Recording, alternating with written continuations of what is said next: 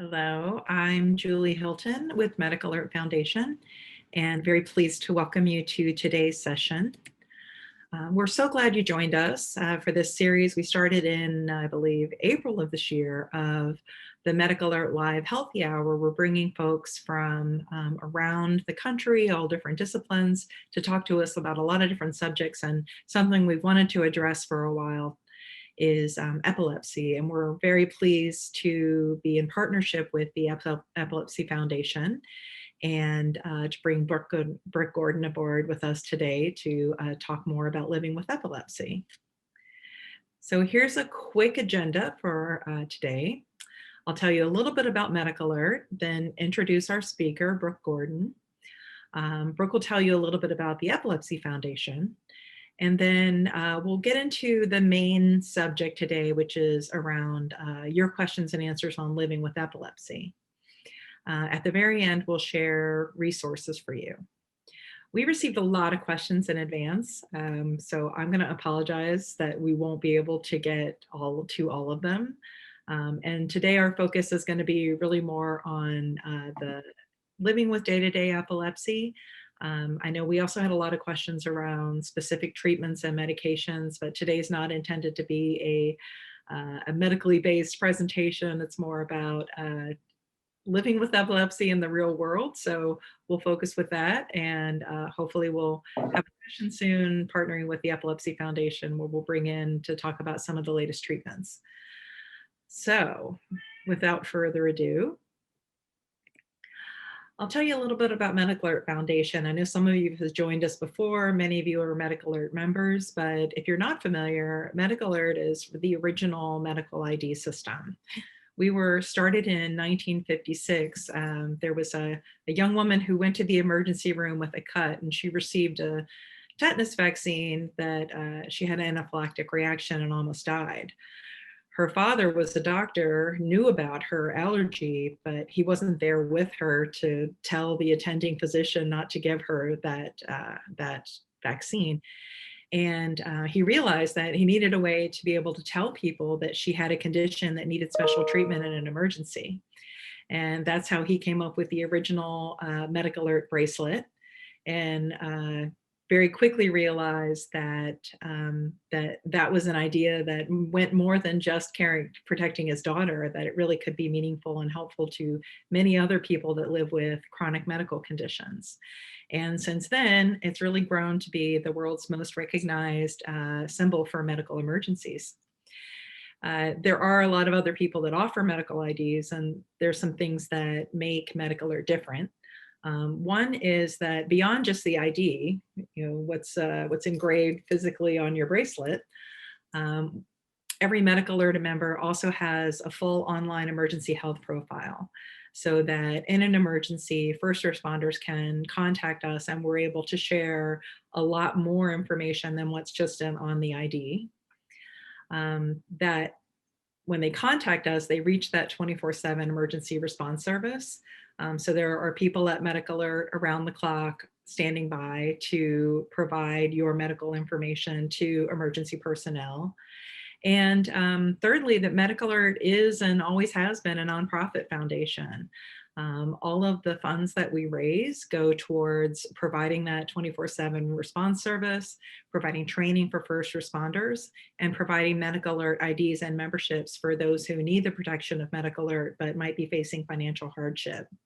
So at the end of the day, our mission, as it was in 1956 and as it is today, is to really save and protect lives by sharing vital medical information in our members' moments of need. And just a quick idea on how that works. It is your custom MedicAlert ID engraved with your information. In an emergency, first responders, Good Samaritans contact our emergency response team.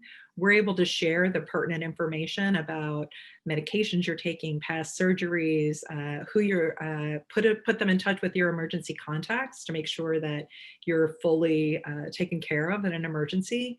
And that really enables the first responder to give you the kind of fast, accurate emergency care that you need.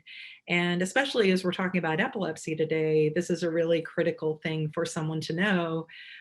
If you have a seizure and people around you maybe aren't aware of your condition, having that ID can be really critical to helping them understand how to treat you and how to provide aid. So without further ado, I want to introduce you to Brooke Gordon. Brooke has agreed to speak with us today. Brooke is Vice Chairman of the Epilepsy Foundation of America and the Board of Directors.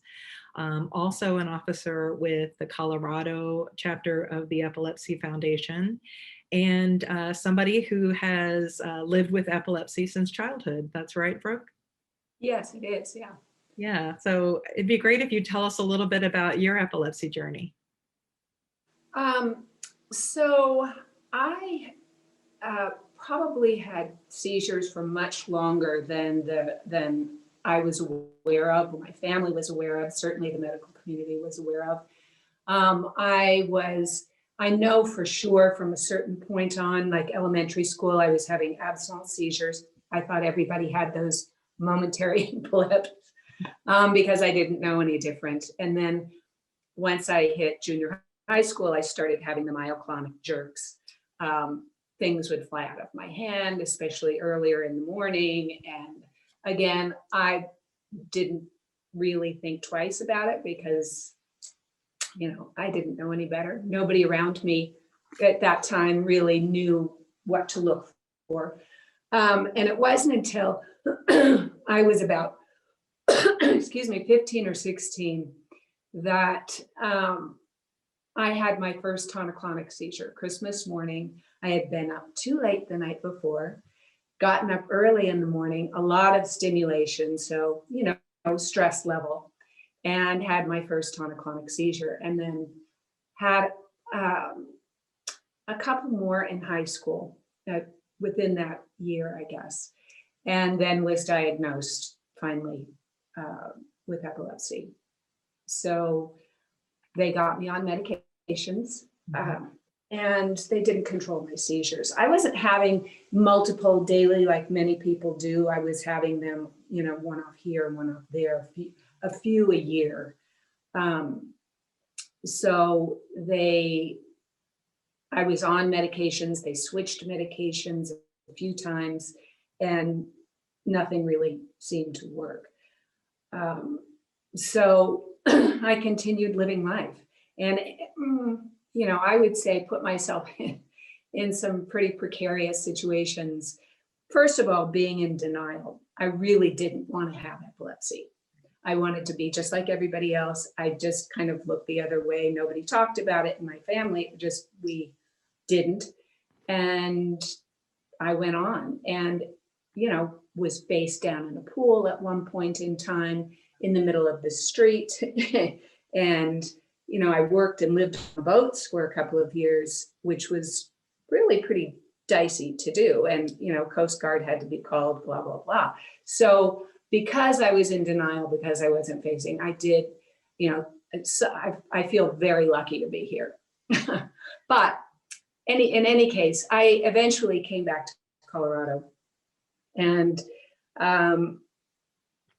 was going through some pretty dark times. And that's something I will talk about later in the interview, but was connected with a therapist within the Epilepsy Foundation. My father had heard of the Epilepsy Foundation, encouraged me to go, and I did not want to go, but I went and was connected with an epilepsy therapist. Her name is Carol Spitz. I would, shout out to Carol, and she helped me navigate some of my anxiety and depression.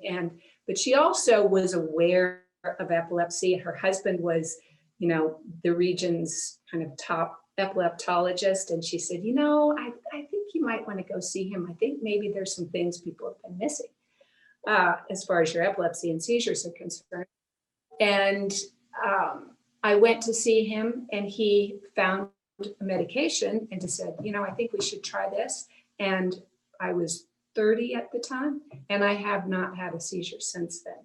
So I am one of the very lucky ones that there has been a great result, especially after going through several medications.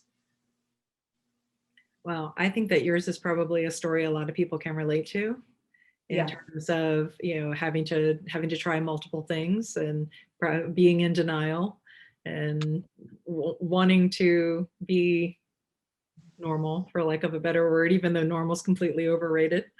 Yeah. But yeah, I think that that is something a lot of people here can relate to. So thank you for that and sharing your experience. Let's go right into the questions, and we'll walk through these, and I'm sure we'll have more to talk about here. The first question, well, first I'm actually going to ask you to talk a little bit about the Epilepsy Foundation. Well, the Epilepsy Foundation really, I mean, our mission speaks volumes of what we try to do, to lead the fight to overcome challenges of living with epilepsy and to accelerate therapies to stop seizures, find cures, and save lives. Living well when you have a condition like epilepsy is difficult to do. You've got the physical challenges, you have the mental health challenges, and the medical challenges sometimes, depending on where you are, what your seizures look like and how often they happen and how they affect you. But really what the Epilepsy Foundation tries to address all people with epilepsy and their caregivers, and help them live their best life and help them find a way to, the therapies, the research out there at this point is amazing. We can always do more, but what's coming up is amazing. And we're very happy to be a part of that. We're very happy to be kind of bring the epilepsy community together and to find a network, help people find a network, because living isolated alone and thinking you're the only one with epilepsy is a recipe for disaster. I certainly didn't know when I was diagnosed with epilepsy that there was anyone else, certainly that I knew, but I knew of nothing and nobody. Right. So finding a community and being able to talk about and find the resources and how to deal with your epilepsy is just invaluable. So that's a part of what we do. I think the list goes on and on, but that's our mission. Yeah, I think that community is so important. And then, as you'll see, as we work through some of the questions today, we were able to identify a lot of very specific resources that will answer a lot of people's questions. And I think that's the other great thing the Epilepsy Foundation does, besides community, is provide very evidence-based, fact-based resources, tools, help to live better day to day with epilepsy. Yeah. So let's go right into it then. We'll start with the beginning with some questions just to kind of set the stage for really what is epilepsy and what causes it? Well, really, what epilepsy is 2 or more unprovoked seizures, not side by side, but, spanning, 24 hours at, one and then 24 hours. And then it's a disruption of electrical activity in the brain. It's kind of like when you've got, as someone explained to me, when you've got a computer and you've got too much, going on, and then it just shuts down. Right. And you have to reboot it. And that's kind of what happens in the brain. It just kind of goes, oh, cannot compute. I think I'm going to take a break and then, yeah. Okay. And then I think the answer to this question was surprising to me in terms of how many people are affected by epilepsy and if there are some groups who are more likely to be affected. And we'll kind of go into some facts and figures around this. Yeah, that is pretty remarkable. So the number of people, obviously 65 million people around the world, 3.4 million in the US. And if you look around you, 1 in 26 people will develop at some point in their lifetime. You think about groups of people that you're in, and then you break that down into, 26 here, 26 there. There are people all around that are in our community. And because we don't talk about it, we're not aware of the numbers. There isn't an awareness out there. So it is remarkable. I mean, one of the more remarkable things that also kind of struck me when I first heard it was there are more people with epilepsy than cerebral palsy, twice as many, there are twice as many people with epilepsy than cerebral palsy, MS, cystic fibrosis, and muscular dystrophy combined. Wow. There are a lot of us out there. And, I think, a lot of us that have epilepsy and within the foundation, it's like, we need to talk about it. We need to have people understand how many people struggle with epilepsy. So first of all, people don't feel alone. People with epilepsy don't feel alone. And secondly, so the research, the funding to research can accelerate the therapies and out there, because with the lack of awareness comes lack of funding, lack of research, it all builds on itself. So, and also to help our community, the more people that have an understanding of what epilepsy is and what epilepsy isn't, the better our community can live, and the without stigma, without all of that surrounding us. I think the last two bullets on this page really speak to your point about the need for more research and more funding, because it's really staggering to me that 1/3 of the people with epilepsy have seizures, that there is no medication that really effectively controls it. Yeah, absolutely. Yeah, there's still so much to learn, so much to do. And we really do need the best and brightest out there that are really working on this. And we do have them. I mean, even within the Epilepsy Foundation itself, we've got some amazing people. Well, let's talk a little bit more about seizures. That's our next question, is around seizures. We had a lot of questions on this. What is a seizure? What happens in the brain? And then what are some of the common seizure triggers? Okay, again, it's a disruption of electrical activity of the brain. But some of the triggers are, missing your medication, poor sleep, all of these things that you have listed, hormonal changes, stress, missing meals, drugs or alcohol, dehydration, flashing lights or patterns are a little less common, but for me, stress and fatigue were my big triggers. Or, there were definitely some times that I missed medications as well. But yeah, knowing your triggers is empowering.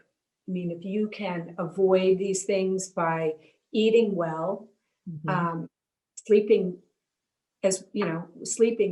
and avoiding stressful situations. Avoiding stress, I always think, is really funny when somebody tells you to avoid stress, because how in life does one avoid stress? You cannot do that. But you can set yourself up for to avoid some stress. There are lots of things you can do. Exercise is a big one. You can meditate, breathe. Just even if you remember to breathe. I don't know how many times I sit there and I'll be working on something. I'm like, oh yeah, I should maybe take a breath here. So things that you can do to avoid, obviously the flashing lights and patterns, which I know there have even been a few movies that have had some flashing lights that the Epilepsy Foundation has had to contact them and say, hey, you might want to put a disclaimer here, because there are some things in here that if someone's watching it could actually cause a seizure. So, but there are other things too, heat and cold for other people, but these are the main triggers. In some of the comments we got prior to the session, I was surprised that a number of women specifically mentioned that hormonal changes, either menstruation or menopause, could really be seizure triggers. That was something I hadn't realized.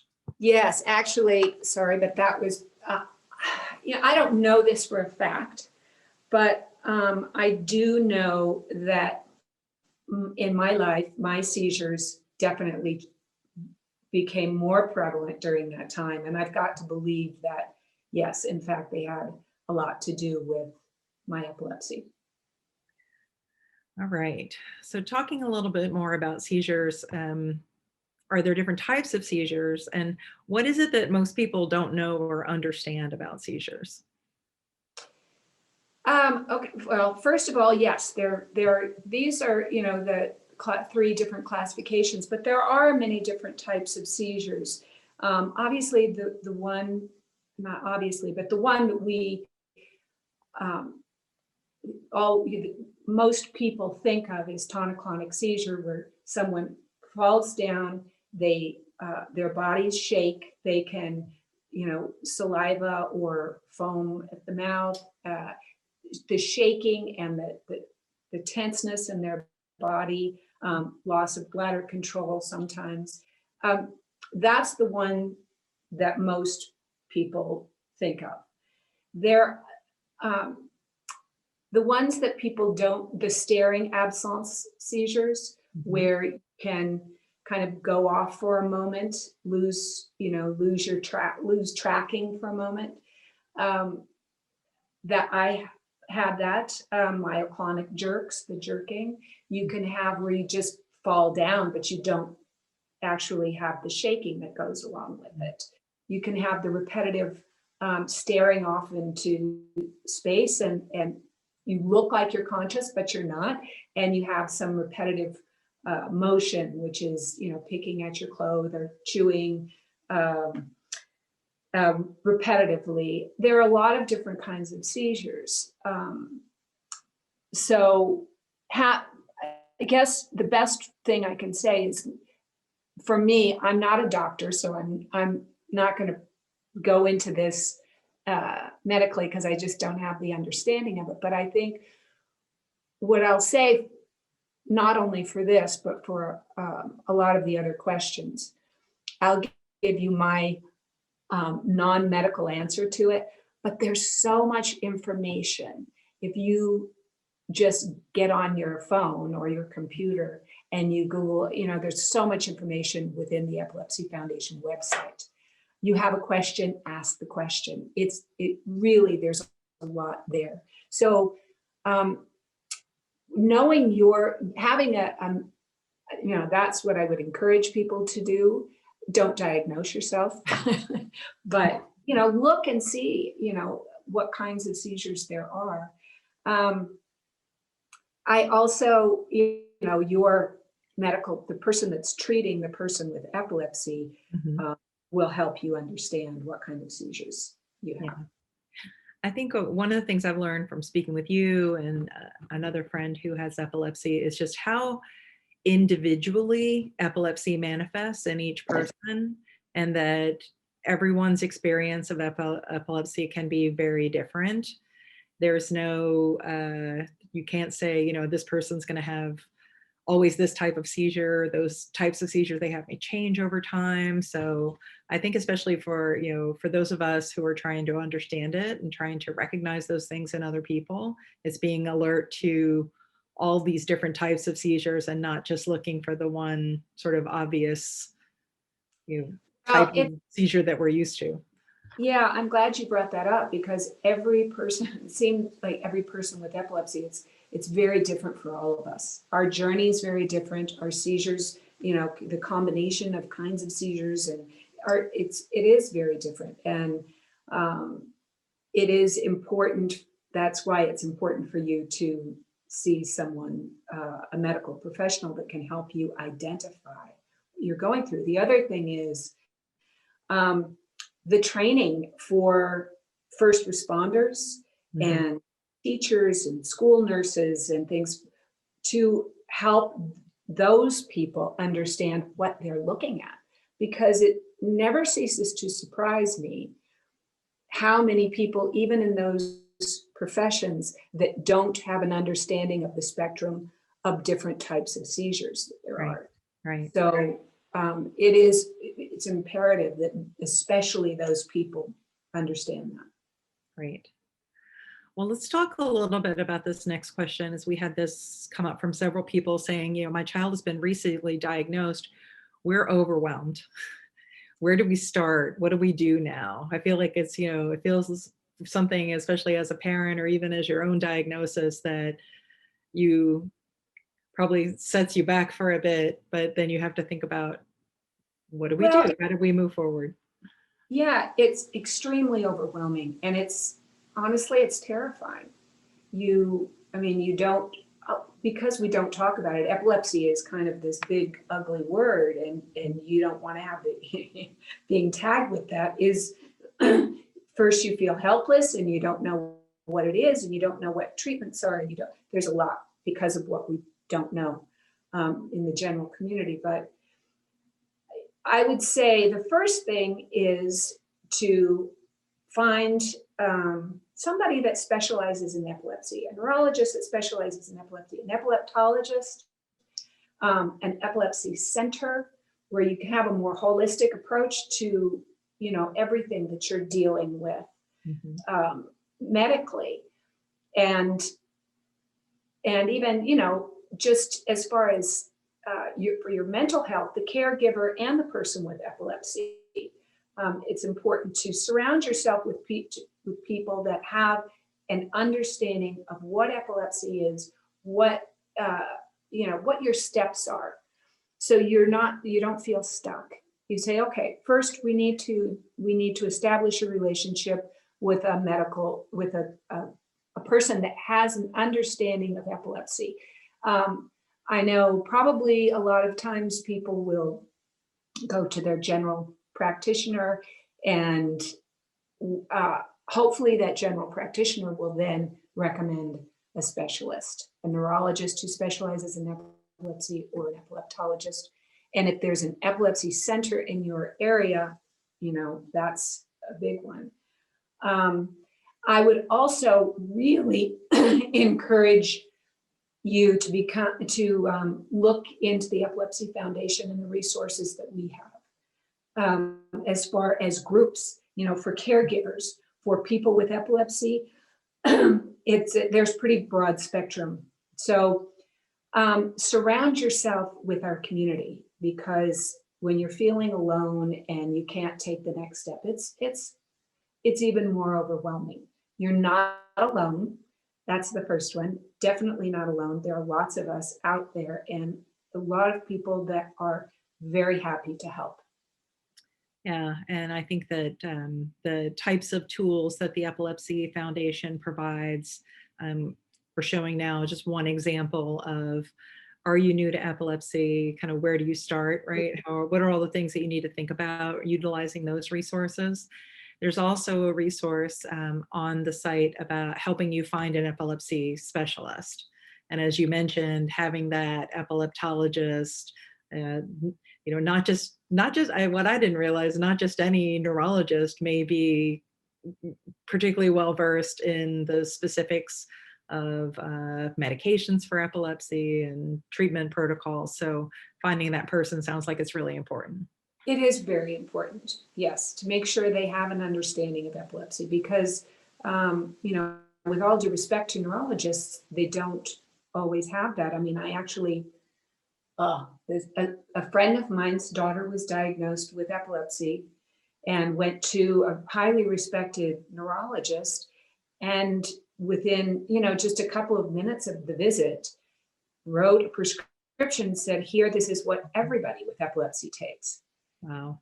And I was shocked. I mean, and this was only about 5 years ago. So while I'm sure, as we're getting the word out, I just think it's very important to find a person that you feel comfortable with and that specializes in epilepsy. Well, and even from your own story, you said that, you had tried different things for years, and it wasn't until you went to that epileptologist that they were able to hit upon the right combination of things for you. That's exactly right. Well, moving on, another tool in that toolbox that I think is really important, a lot of people don't really understand sort of how to use it, is a seizure action plan. And this is something that I'm sure was developed in partnership with the Epilepsy Foundation. We'll show an example of that. There is a link to this on the Epilepsy Foundation website, but I'll let you talk a little bit about it and how you would use it. Well, I mean, this is the seizure action plan, which I just noticed has your the MedicAlert on it. So we're incredibly happy to be in partnership with MedicAlert, and it is to go along with a MedicAlert bracelet is to have this information, which is, you know, your name and emergency contact and type of medication that you take, first aid. I mean, if you've got a very short little directive that has, okay, stay with the person having the seizure, keep them calm, make sure they're breathing, make sure that you're not sticking anything in their mouths. They're not, keep anything away from their head, and make sure they're not harming themselves, and, you know, go into that. But the, you know, care after a seizure, but the information that's given on the seizure action plan that you can keep on your person, and also share with your caregivers, have them have as well. It's really empowering to say, okay, yes, I can, these are the things that I can do to ensure my safety. Right. And empowering for the people around you, you know, Yeah. the people that worry about you. It really is helpful. I think to the point earlier, how you know, everybody's experience with epilepsy is different. If you've been able to document your experience and your specific treatment and what your seizures typically look like and what somebody needs to do and who should be contacted, that's a way for you to take control of that right. seizure situation. And one of the things I saw on the site, which I'd never thought about, and I thought that's a really amazing idea, is to essentially have seizure drills with people that you know, caregivers, or with the school, or someone in your employment, or in your wherever you work, you know, to understand, like, at some point I may have a seizure, and here's what's going to happen, and here's what you need to do, and here's my documentation on what I need, how you can help me, and who you can be in contact with. Well, that's actually a beautiful segue into the importance of seizure training. Yes. Again, for your family, or the people that you're living with, or friends, family, to first responders, to your teachers, to your coworkers, everybody to go through. It's not very long. It really doesn't take very long to go through seizure first aid. And that training will help, first of all, them have an understanding of what you go through.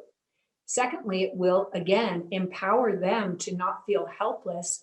And when somebody doesn't feel quite so helpless, there's less, like, it's, they're much more likely to feel empathy, you know, rather than, you know, I can't do that, or honestly be mean about it.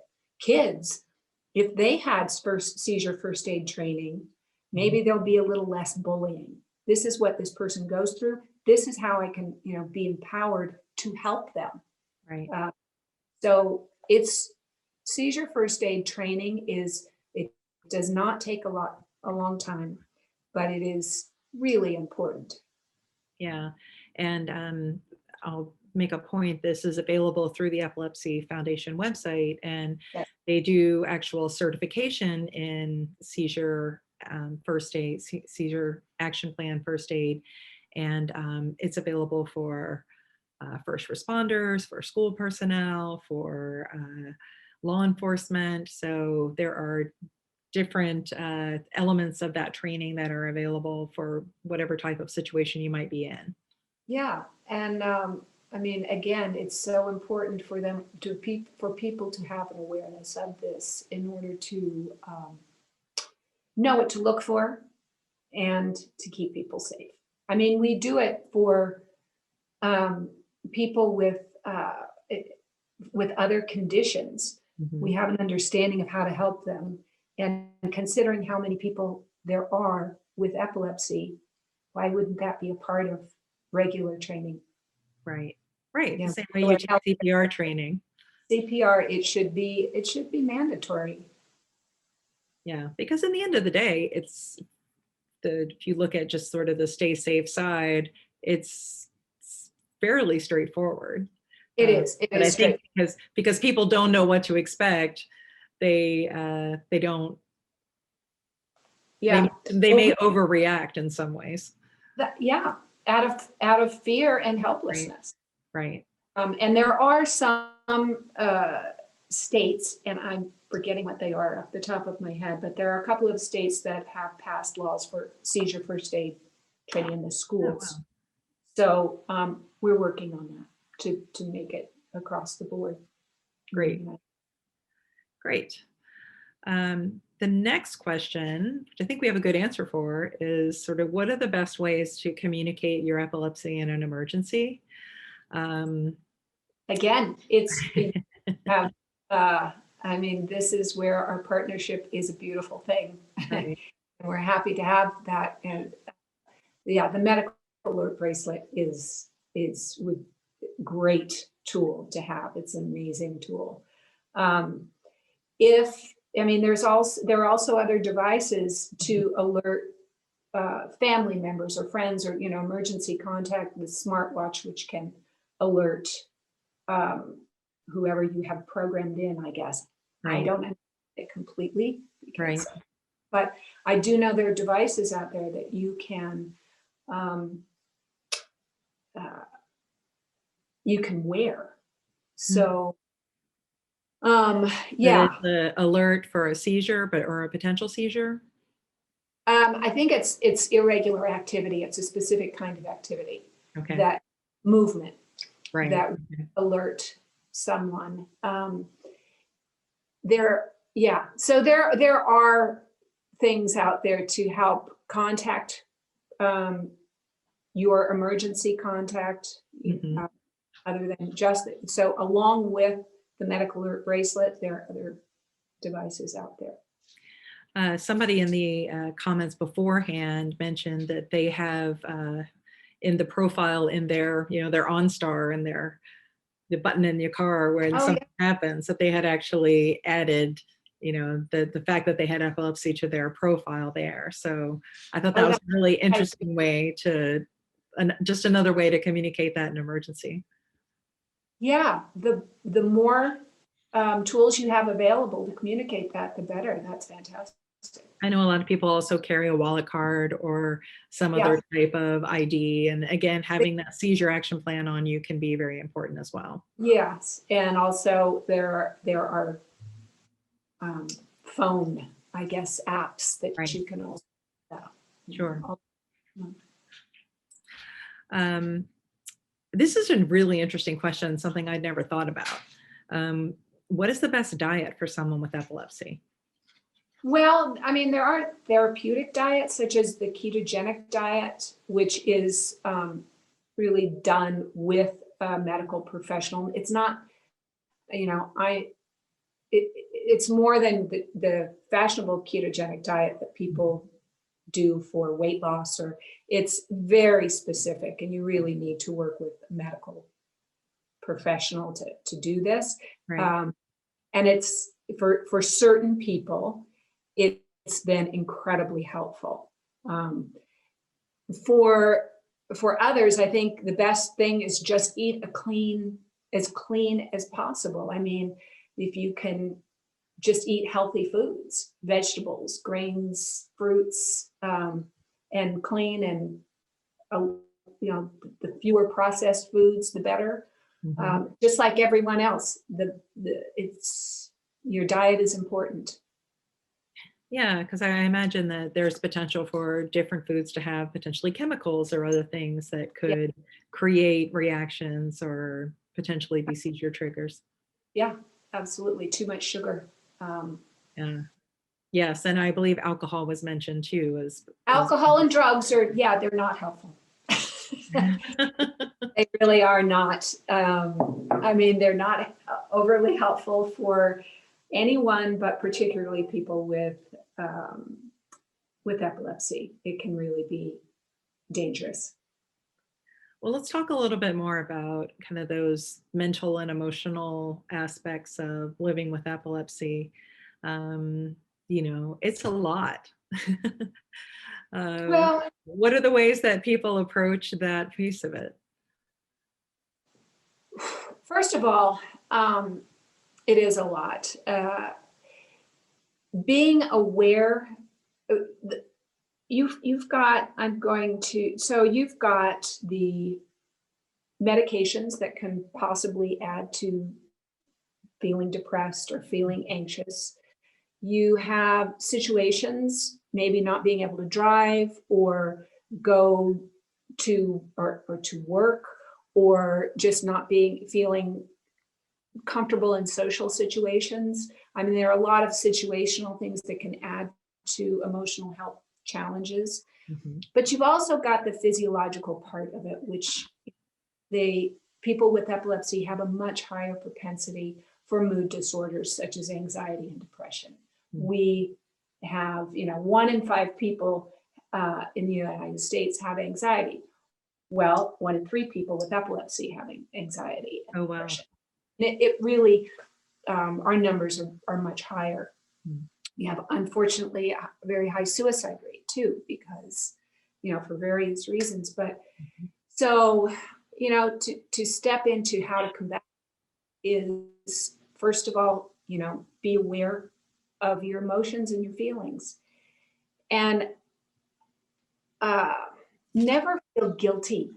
That's something that I tell people all the time. You don't feel guilty about feeling depressed or anxious, because, that, first of all, that doesn't help, but it's not your fault. It is not your fault because that you're feeling depressed. This is, this can be overwhelming. A big part of it is communicate that. People around you want to help. And those first steps are really, really challenging. They are the most challenging, is to reach out to the people around you, or medical professionals, somebody that is in that world that you can communicate with. Those first steps are so important, but I also understand they're incredibly difficult. You can find every excuse, whether it's financial or they'll never understand me, they don't know what I'm going through, this isn't important enough. I mean, I can tell you from personal experience every excuse in the world that you can come up with to Right. avoid those conversations. It's really, really, and the sooner you do it, the closer you are to being on the road to having some kind of understanding of what you're going through and being able to help yourself and have somebody help you. The things to empower are keeping yourself moving. Sometimes it's hard to just stand up, but honestly, make yourself walk, make yourself, you don't have to go on some massive exercise regime. Just get yourself moving a little bit, get out into the air a little bit. It's more challenging right now than ever before. But try to do that. Try to connect with people. Even if you're not having those deep conversations about how you're feeling, connect with people. Make sure you're not isolating yourself. Again, to diet, it's important that you keep yourself healthy as far as your intake. Finding something that is motivating to you, if you can, even, whether it's writing or doing some art or putting on some music, really, getting involved in that. There are several ways to go about doing it. And and connect with the Epilepsy Foundation. We have resources. We have ways for you to connect with our network of mental health care professionals that have an understanding of what you're going through. They have an understanding of epilepsy and its challenges. So use us. We're here for you. You know, this is important for us. It's important for you that we work together. I would go back to that first slide where we were talking about the Epilepsy Foundation, and I hope I mentioned it.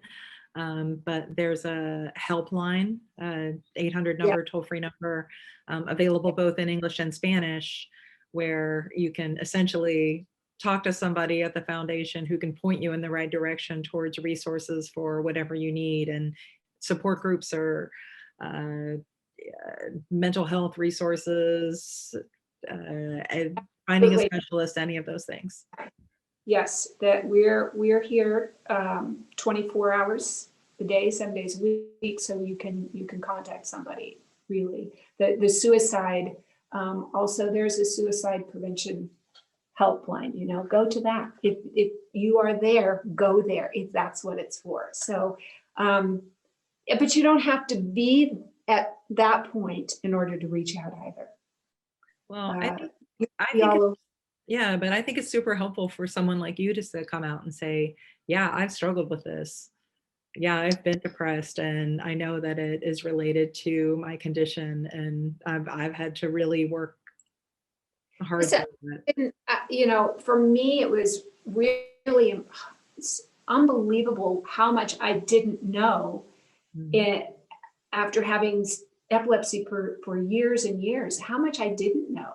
And I remember hearing in a meeting, you know, still involved with the foundation, but earlier on, I remember hearing about the connection of depression and anxiety and epilepsy. And I broke down into tears because I thought, oh my God, it wasn't all my fault. And I still had that feeling. That's why it's so important for me to tell you, don't feel guilty. It is not your fault. And reach out. But it is amazing what we don't know, even those of us with epilepsy. So connect and empower yourself with knowledge, really. Thank you for that. One of the next questions came up also quite a bit was around, you know, how do you help older teens or young adults really manage college or that transition to independent living safely? Well, again, we go back to the MedicAlert bracelet, the seizure action plan, and really creating a little network, I think, is the best. I mean, if one's in college and your parents are in another state, that's great, but you need people right around you, whether it's the school or if you're working, you know, your coworkers or, you know, people around you to have an understanding of what, who you are, what your challenges are, what needs to be done in case of an emergency. I think that's helpful for everyone. Parents watching their child go off, knowing they have this challenge, right? It's worrisome. So the more you can do to create an awareness around you, the safer you'll be.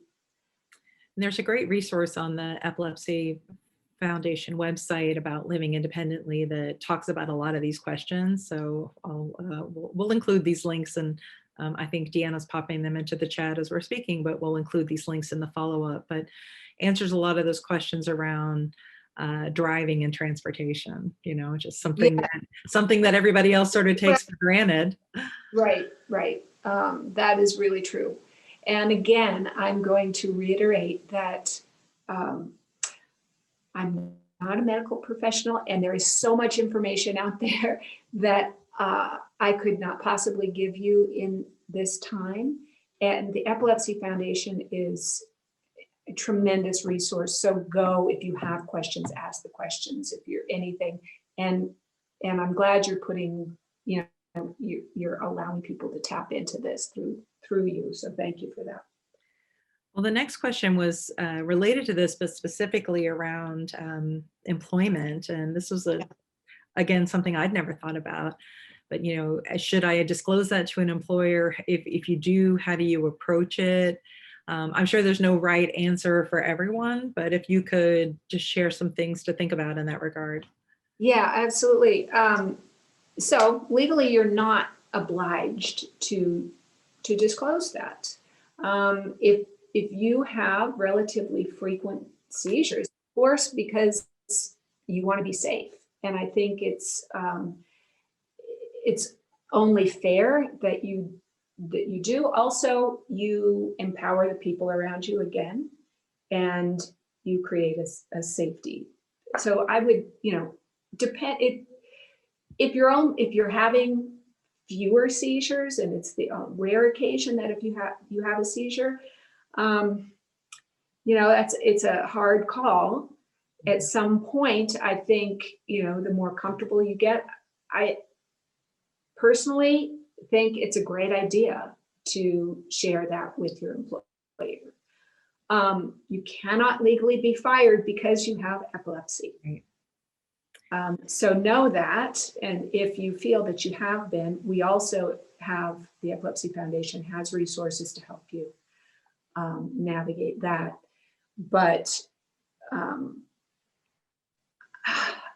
I say this because I'm comfortable telling people that I have epilepsy, especially at this point. But I think the more we communicate this and people have an understanding of what it looks like what someone looks like with epilepsy, which is Right. like us, it could be Right. anybody passing on the street. Right. I happen to think it's a good idea to share it and talk about it and let them have an understanding. You have an understanding of what epilepsy is and what your seizures look like. You then pass that information on, and I think it's helpful, but it is really a very personal decision. Sure. Yeah. So I think one of the things you mentioned there are important to reiterate. You are not legally required to disclose it. Yep. However, if you do disclose to your employer, epilepsy is covered by the ADA, Americans with Disabilities Act. Your employer, I believe, if it's more than 15 people that they employ, has to make reasonable accommodations if needed. That's right. Yeah, and that I did also see that the Epilepsy Foundation does have a legal defense fund for people that have had employment challenges and can provide some help there. We absolutely do, yes. Yeah, fantastic. Great.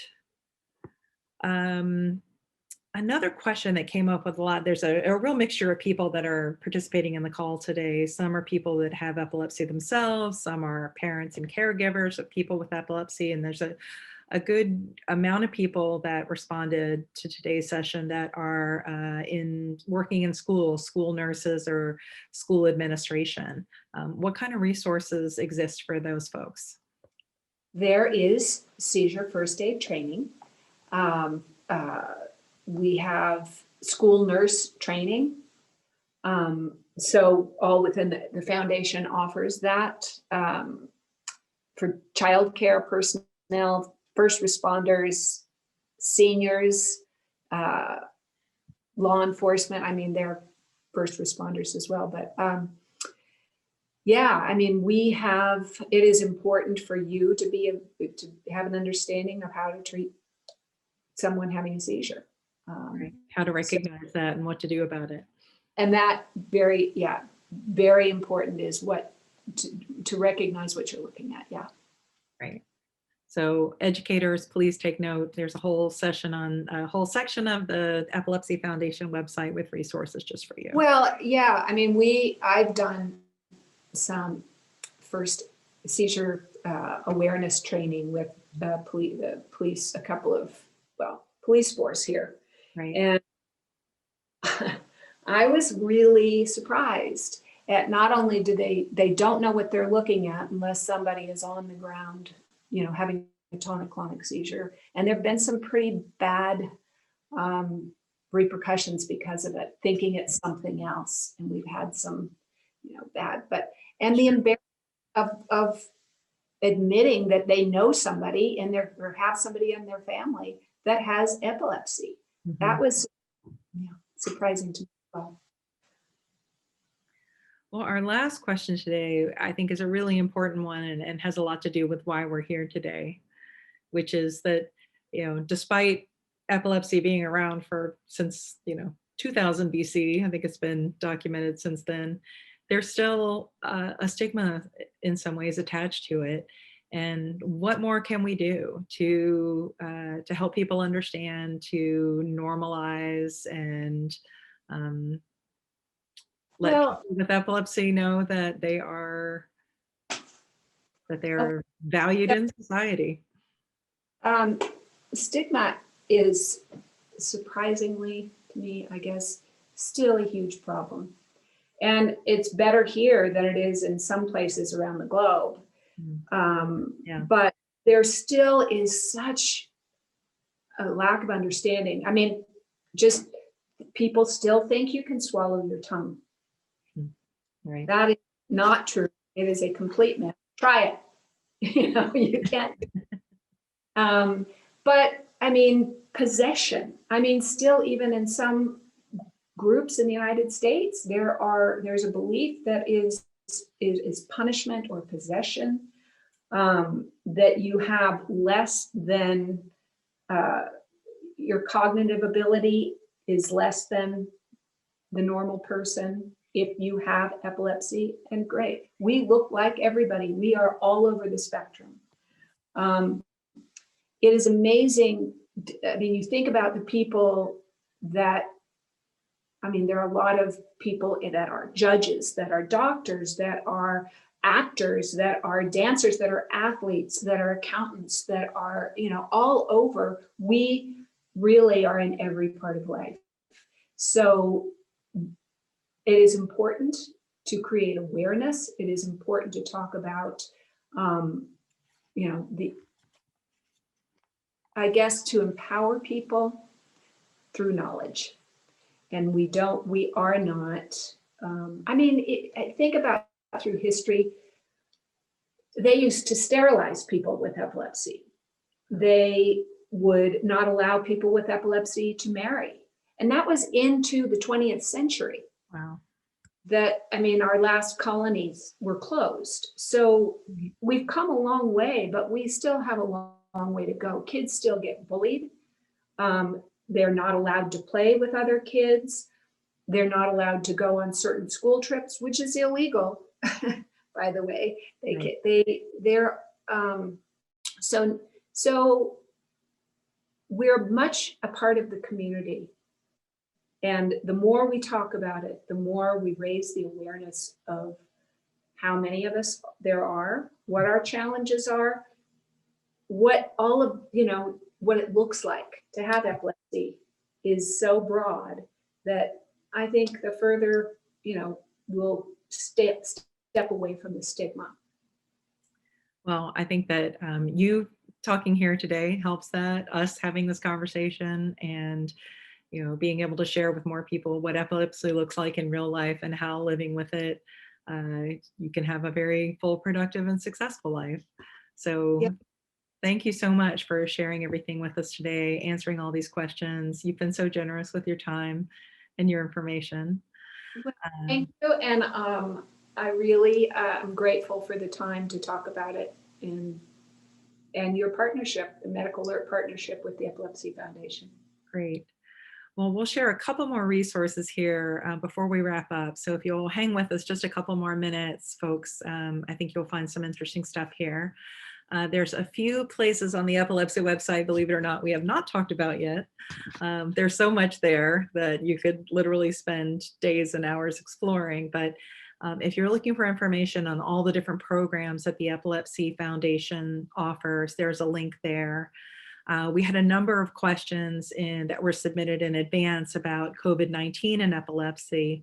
And there's a very good section there with resources around what COVID-19 means for someone that have epilepsy, information about the vaccines, and and their relation to epilepsy as well. So we encourage you to check out that link. And then we didn't talk a lot about kids today, but many people are diagnosed with epilepsy as children, and Epilepsy Foundation has a kids crew that creates a community for kids with other kids, and exercises and activities for them to develop good learning, coping skills, and friendships with other people that have epilepsy. So those are just a few more things that the Epilepsy Foundation offers that we wanted to make you aware of. As we mentioned earlier, MedicAlert's very happy to partner, very proud to partner with the Epilepsy Foundation. And if you go on our website, or you contact us via phone and you use the code Epilepsy Foundation of America, we then donate 20% of that purchase back to the Epilepsy Foundation to help fund their mission of overcoming the challenges of living with epilepsy and finding a cure for the disease. So we encourage you to take advantage of that if you or someone you know has a need for a medical ID. It doesn't have to be just for epilepsy, it can be for anything, but it helps us in turn support the Epilepsy Foundation. MedicAlert also has our own coronavirus resource center. We've collected information there from trusted resources that speak to people with all different types of chronic medical conditions, whether everything from, as you see here, ADHD to cancer to epilepsy to adrenal insufficiency to diabetes, heart disease, what COVID-19 means for you, as well as I just wanted to call out that just this week we added a new section on vaccine resources. We did a session a couple of weeks ago about COVID-19 vaccines. We had hundreds and hundreds of questions. So we have found some great resources to share with you there to gain a better understanding around the COVID-19 vaccines. And if you enjoyed today, I'll point you back to our page that has a collection of all the different sessions that we've done since April, covering all different topics. And you can listen to an audio of the events. There are video replays, and there are also, in many cases, transcripts or articles that talk about some of the information contained in that session. And last but not least, I'll mention that MedicAlert is also a nonprofit foundation. We do rely on donations to provide resources like the ones that we're offering today, as well as the 24/7 emergency response service. So if you feel so moved, we would certainly welcome a donation to MedicAlert Foundation at the link here. And last thing we'll ask, if you can share with us, I think Deanna, if you can pop up the survey, this information is super helpful to us in terms of planning future events. And let me see if I can get that up there. Polling, here we go, launch the poll. All right, hopefully everybody can see that now, yes? Okay. Just let us know if this was helpful for you. And then, like I said, after we replay and everything is completed, this will be on our website tomorrow. You'll be able to access it, and we will send a follow-up email with many of the links that we talked about today, so that you'll be able to explore those in more detail. Once again, Brooke, thanks to you and to the Epilepsy Foundation for, again, being so generous with your time and your resources.